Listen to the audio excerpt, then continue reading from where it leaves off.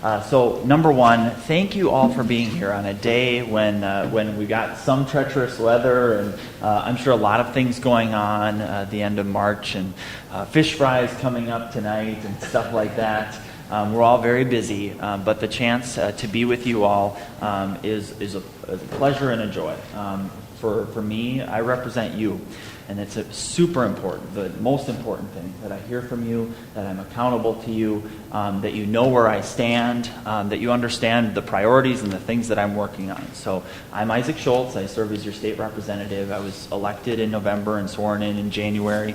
I serve a district, a brand newly designed district that goes from my hometown of Uppsala and Swanville on the far western border in southwestern Morrison County, and then it stretches. It's kind of shaped similar to the shape of the state of Tennessee.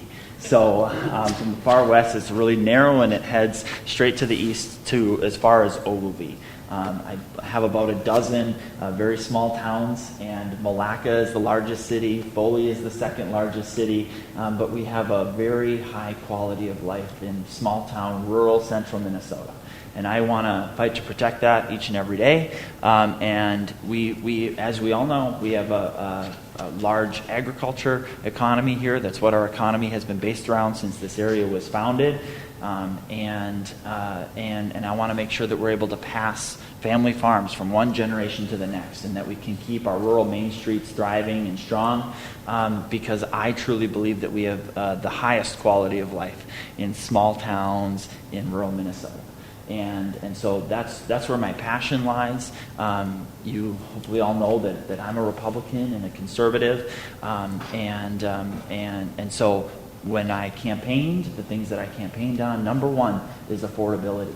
And affordability takes many different spheres, and for me that means bringing tax relief and lowering the cost of living.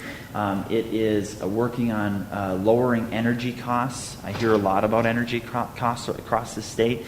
And just last week, I heard from someone on a fixed income who had a heating bill of over $700 for an individual month. And so those are things that contribute to a higher cost of living, and we need to work on driving that down, creating a competitive environment here in this state. And so those are my key priorities that I'm working on in St. Paul, and that I'll be fighting for the whatever amount of time that I have the chance to serve you. And I'm just I'm grateful to be with you today. I know we're going to cover a number of topics. I want to really thank the Foley Area Chamber of Commerce for partnering with me in this.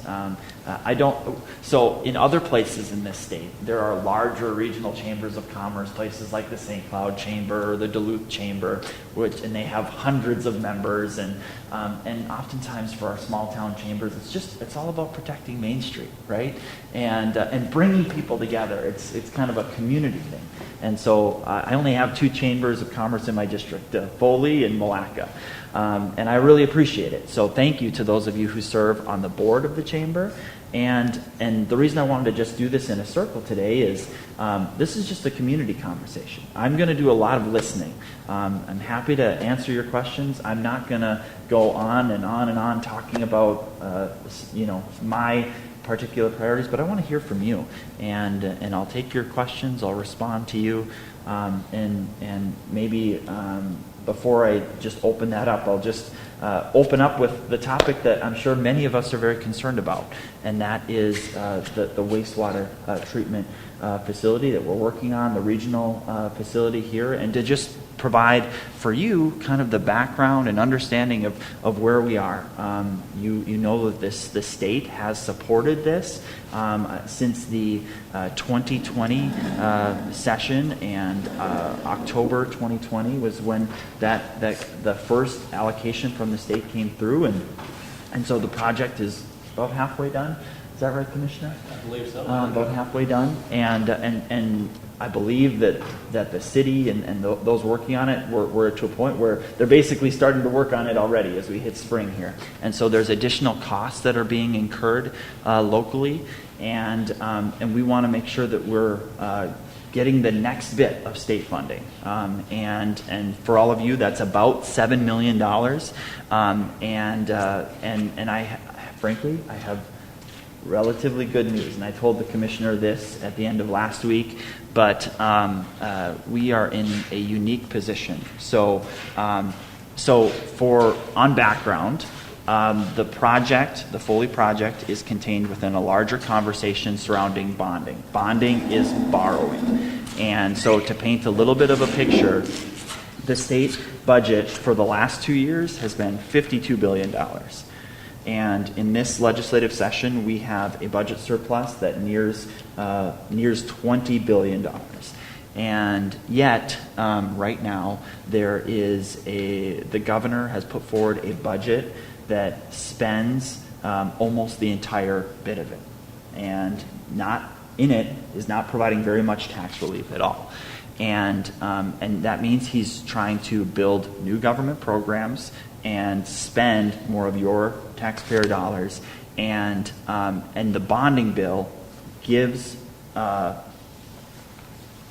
state government another bite at the apple, meaning another additional amount of spending beyond the money that is already forecasted to come in. And I don't believe in that. I think that with the money that the state has in our current coffers, we shouldn't be borrowing against our future to pay for the critical infrastructure things that are super basic, right? I support road and bridge funding and wastewater systems, and on other parts of the district that I represent, we need clean drinking water. These are things that are core functions of state government that I don't think that we need to be, especially in this time of a massive budget surplus, that we need to be paying for 30 years down the line. We could be doing it now. However, for the community, for here in Foley, the good news is that when the bonding bill failed in the last month here, the last 4 weeks, the Democrats stripped out all of the Republican priorities within the bill. Every small town, if you were in Marshall, if you were in Alexandria, if you were in Brainerd, and you were represented by a Republican at the state capitol, your projects were stripped from the bonding bill. And the good news for us is that the Foley project, the wastewater system, was not specifically allocated because it is funded through the Point Source Implementation Grant Program, which is a standard state program run through the MPCA. And the project and the $7 million for the community is not specifically labeled, so Democrats, frankly, don't know that our community will benefit if this bill ultimately passes. And so we are strategically in a very strong position today to get that funding. And so Democrats are moving forward with a plan to pay for, this is ultimately what I wanted, right? To pay for projects related to infrastructure with cash. And their number is $2.3 billion. And in that contains $80 million for the Point Source Implementation Grant Program. And Foley is near the very top of that queue to receive their full $7 million. So that is where that stands today. We are a special circumstance in this where our community would receive our funding. Now, that conversation will continue to develop, but we are in a place where there's now about 7 weeks left this session.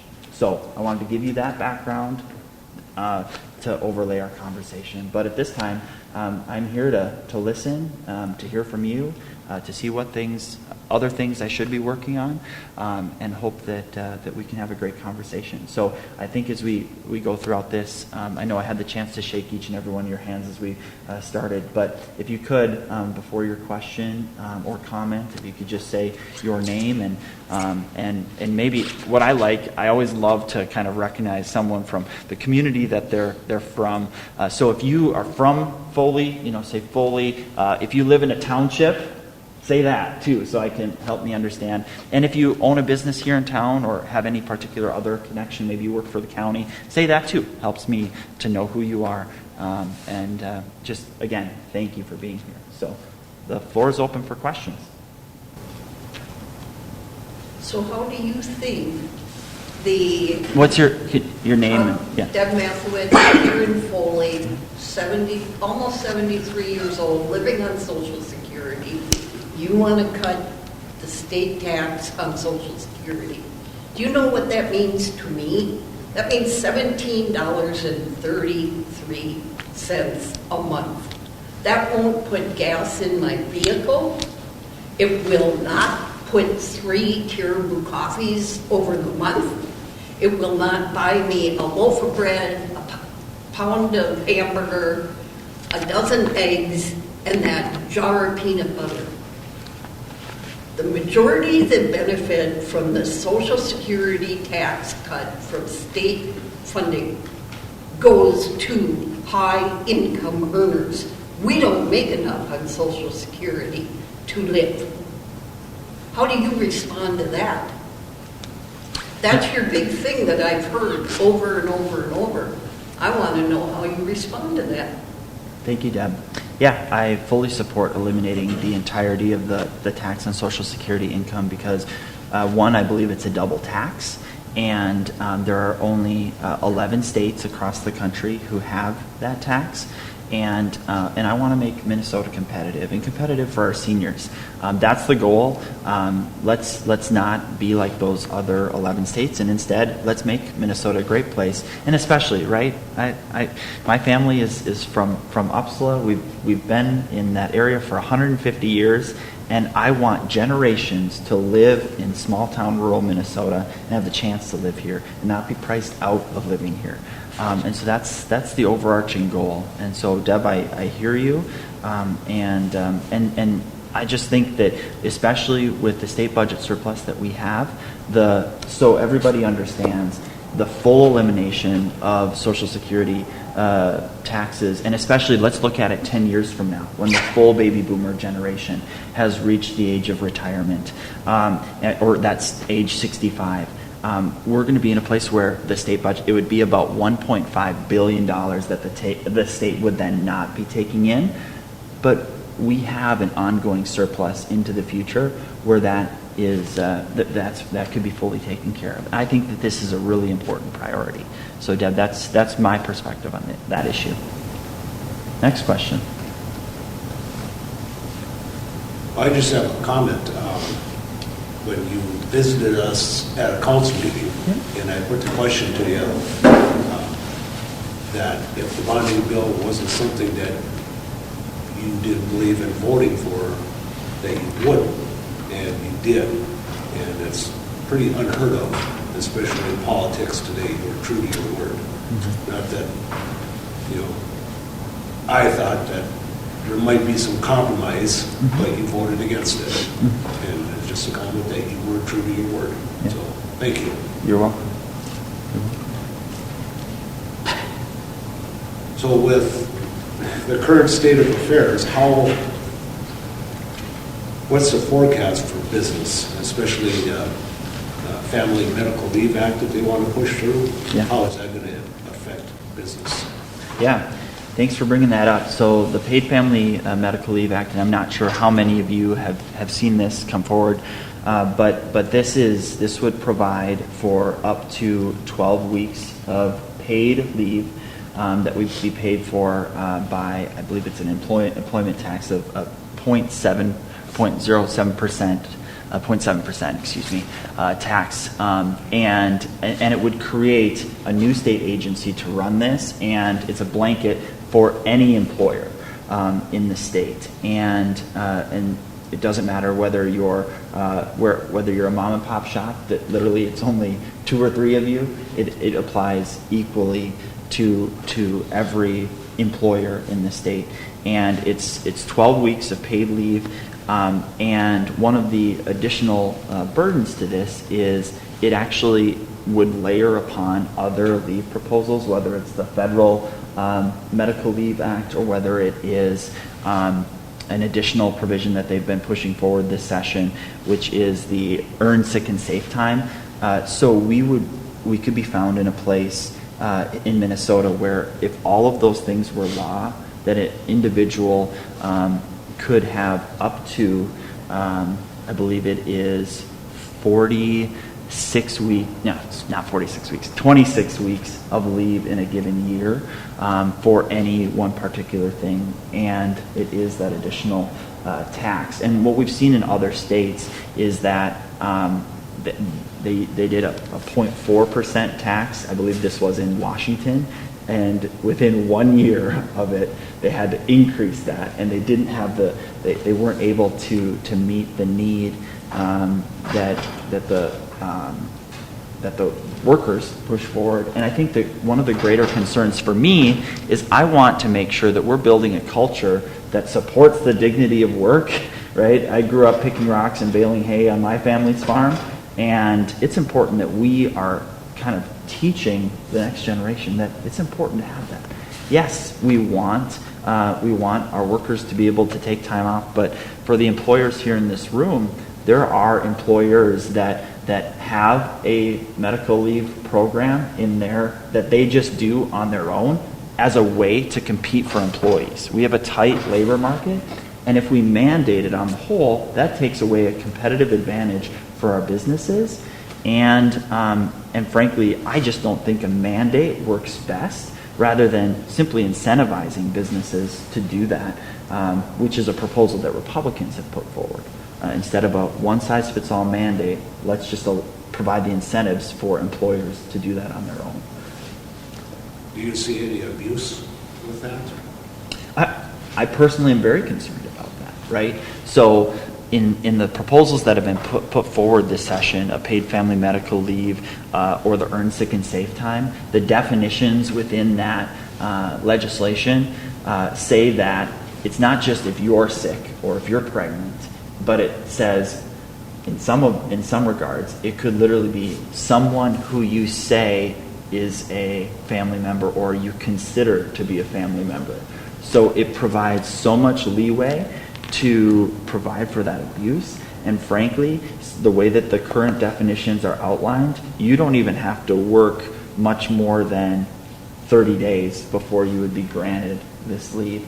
So we could find ourselves in a situation where people who are seeking to abuse the system are moving from job to job to job, working less than 30 days, and then going about taking that leave for months on end. And I think that's a big concern for us and for our employers across the state. So then who's paying for that? The employer? The employment through an employment tax. The So tax, it's the tax that you're going to take from Exactly. each business is going to pay. Exactly. What was the extra percentage? Did you It's say? 0.7%. That's what would employment come tax. out, that's what I would pay on every employee's check, yeah. Correct. Okay. Yep. And then when they take the leave, then would they file for unemployment? Is that how that would work? No, and you can't fire them either. Right. What was say that your question again? How would they're going to set up another council, basically another agency. State to agency. handle that, and they have to call that agency and apply for that. Right, but I'm more concerned, like, is there going to be an additional cost on the business, or is it just It's that 0.7%. per check? Yep. Okay. Yep, exactly. And then it would create an entire new state agency of 100 new state employees to handle this new program. And obviously that we would, from what we've seen in other states, it would result in a growing need across the state. Plus then they have to go find an employee to work in their place while they're gone. Correct, but you can't truly replace Right. that employee. Short term. Correct. Which Yep. is an incredible burden on small business. Yes. Yeah. So I oppose that proposal. Republicans have been just trying to bring some common sense to this conversation, provide some exemptions for small employers, right? If you have, for example, 25 or fewer employees, 50 or fewer employees. There have been other pieces of legislation that have been mandates on businesses this session where even Democrats in nearby St. Cloud, Dan Wolgamott, has said, this particular meat processing facilities, this new standard, this new regulation, that will only apply to employers over 100 employees. But he's not providing it in the paid family medical leave or the earned sick and safe time. which is that, I mean, what are you doing? What are you doing here? So, and in this conversation, so obviously I'm your legislator, but your voice can really help in this. So this particular proposal, as well as the earn sick and save time, you know, if it's other issues too, your voice can really help me in this and help this cause if you are communicating this session, whether that's through your Foley Area Chamber of Commerce, or whether that is individually from your business or as an individual, sending emails and contacting. You could just use our area St. Cloud legislators, Dan Wolgamott in the House and Senator Eric Putnam, because in the Senate it's only 34 to 33. So if one Senate Democrat walks away from any given priority, doesn't matter whether it's paid family medical leave or any additional tax increase or gun control or abortion, if they step away from that, it doesn't happen. So that's how much, if you elevate your voice, simply saying, I'm a resident of Benton County, a county that you represent, and I just hope that you wouldn't move forward with and then pick your favorite subject. That can really be helpful to me. It's like, these last couple of years have not been easy.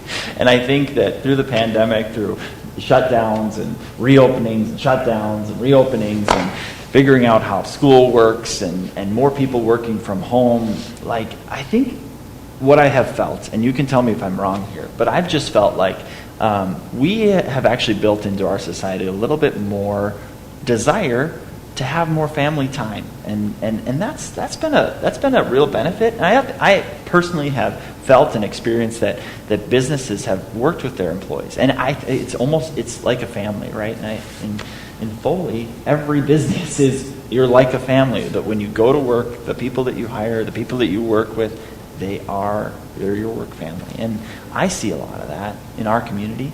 And that's why I don't think the heavy hand of government is the right solution, because a given business and a family, you're working those things out together.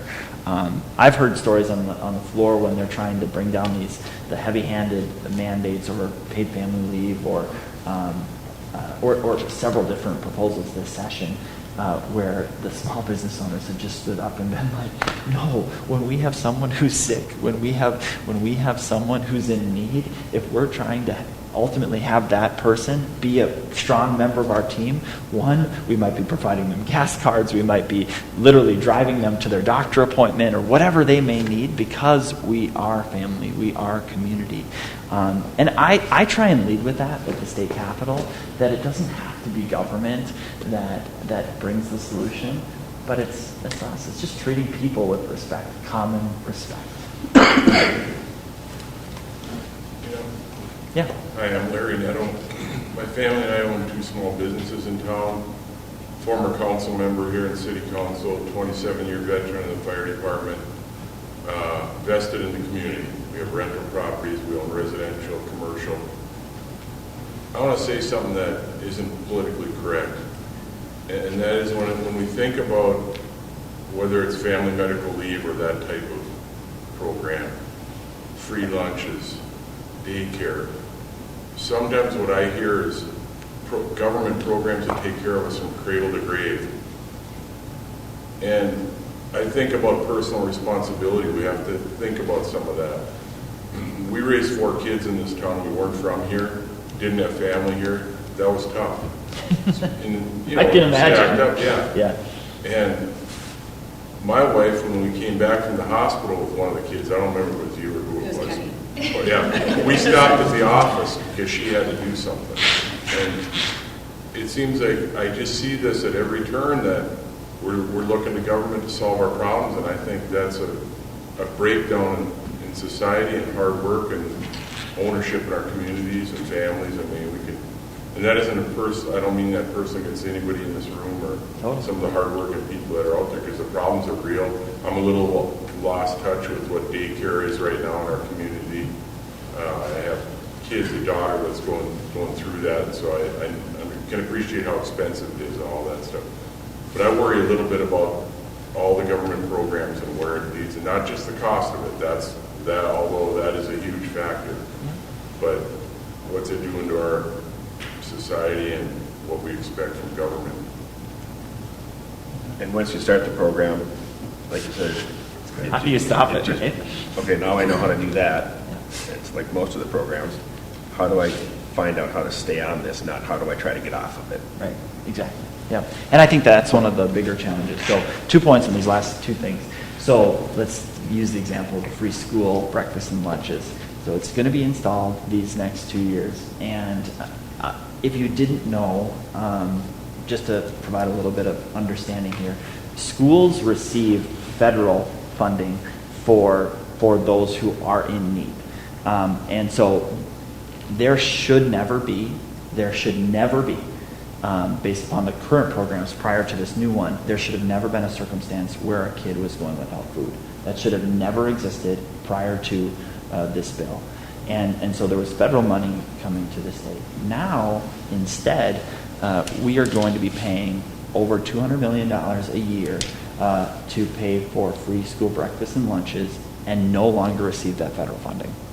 When we do this, it takes away our federal funding, which is, I mean, that's just going against, what we should be for. And then we're in a worse off position 2 years from now if we're in a budget deficit because they've spent all the money and we don't have ongoing surpluses, that I might be in a position where I have to vote to remove, breakfast and lunches from our schools and try and get our state back on the federal program. Republicans, amidst this conversation, what we tried to say was there are absolutely families who can provide breakfast and lunches. They can do it. They have the income to do that. They can do it. So let's simply raise the income threshold. And keep it so, well, we're saying especially because of the inflation that we're experiencing, let's raise that income threshold, but not provide it to everybody. Just raise the income threshold. So it might be, if you're a family of two, maybe raise that income threshold to $50,000 a year. And then the kids, will receive it. And the Democrats said no. They just want everybody. They want the most wealthy Minnesotans in our state that, not have to pay for breakfast and lunches at schools. All the while, it's just terrible policy that's going to put us in a bad spot moving forward. There was something else I wanted to mention, but so long term, and I'm working on this. But one of my passions is to get, and especially think about as the baby boomer generation leaves the workforce, chooses to retire, moves out. We will have an ongoing workforce challenge across the state, across the country. We need to do a couple things to basically create those pipelines for more people to work, the dignity of work, and to get government out of the way. So there's a few things that we should be looking at that I personally will be drafting legislation for in the coming year and moving forward to get us. So one, there are Minnesotans who have a disability but can still do something. They can do some work. But sometimes they are disincentivized from working because they'll lose their disability benefit if they work at all, right? And we need to change that so that you can, if you have a disability, you can still receive at least a good portion of your funds and still work and contribute to our economy. And then secondarily to that, there might be people who were once on disability and are just worried that I don't know if I can get off of this. If I've truly recovered from whatever it was that happened. I don't know. Well, let's create the path and let's work with the economic development partners and community partners that we have. Let's work to move you, take steps to get out of that welfare or disability benefit that you have and get you back to being gainfully and fully employed, right? Those are steps that we need to take. In addition, for those who are on the backside of their career, once they've retired, and whether it's the Social Security benefit or anything else, that you're not disincentivized from having another job. These are a few different things that we can do so that people are doing things like being a bus driver, right? And sometimes we run up against those things where people are like, I'm sorry, I've reached my threshold. I cannot work another 2 hours because I'm going to lose XYZ benefit, right? We need to get on that path. And then, I'm not sure none of you are surprised, but there's also a big challenge in our state, especially compared to our neighboring states, where the welfare benefits that are available in our state are far greater in others than in other states. And frankly, you can just get on them. And this is a really good example that during the course of the pandemic, if you just took, and you're just an able-bodied adult, and you took every ounce of government benefit that was available to you to just stay home, you could have made $45,000 a year to sit in your basement. And we got to get away from that sort of policy. Now, that was the most extreme during the first probably 6 months of the pandemic, but that should have never been the case. We need to be getting people working, getting back to the heart of the deal and what makes a strong economy. So thank you so much. Thanks for all of you taking the moment out of your day to be here. I have my business cards with here, and you're welcome to come get them or whatever. And let's stay in touch. And thank you again. Let's be in touch this session. Thank you so much to the Foley Chamber. Can we give them a hand? Do you have any closing comments for us? No, I just thanks everybody for coming out and spread the word to others that didn't or were unable to make it. Take a card, pass it out to somebody, and reach out. Sounds like you're pretty open to visiting with anybody, so let's do that so we can have a better community. Absolutely. Thanks for coming. Let's keep this up. This is great.